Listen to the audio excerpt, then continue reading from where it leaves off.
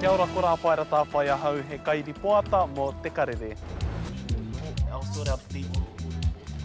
Ko tāku he whakaatu i ngā kaupapa a te Māori ki te motu. E kainākau ana hau ki nei momo mahi i te mea ko te reo kei te rere, ko te reo kei te rānona ki ngā tōpito katoa o te motu. Anō hoki ko ngā kaupapa Māori kei te whakaatuhia ki runga i te pauaka whakaata, me te mea anō hoki ka tae au te haere ki ngā wāhi pēnei. Ngā nui ki au nei i tūtahi tātou, ngā kapa, ngā iwi katoa, i te wāhi kotahi, anō nei e whānau kotahi. Ua tana o enei momo mahi, ko te whakarāpopoto i ngā kaupapa a te Māori, i te mea kei te mōhio tātou ka pau te rā i ngā kaupapa a te Māori, ko te nuinga o tauara, ko te pōhiri noiho, he nui hoki ngā peka me tā te whakauru ki roto i te rua meneti. Anō hoki ko te wā e taia e mātou te tapatapahi i o mātou kaupapa,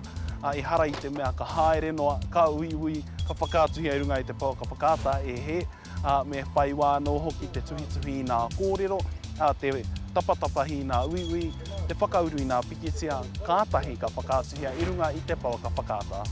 Tautoko hoki a mātou ta taurana, he whitu te kaumā waru ōrau o ngā whānau o Tāmaki Makaurau, ka re anō kia whai wāhi ki tēnei kaupapa, he te kaumā ono noiho kua whai wāhi,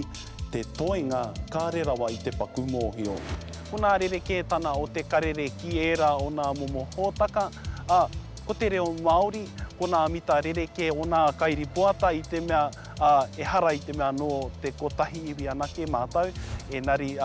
no tērā iwi, no tērā iwi, no tērā iwi. Nō reira he pai te rono atu i ngā mita rereke, ko ngā kaupapa, he kaupapa e tiro nei mātou, nā mātou anō no te Māori, ko te tirohana he Māori, ko te kairi poata he Māori, anō hoki ko te reo kei te rere, ko te reo kei te tika, ko te reo he Māori.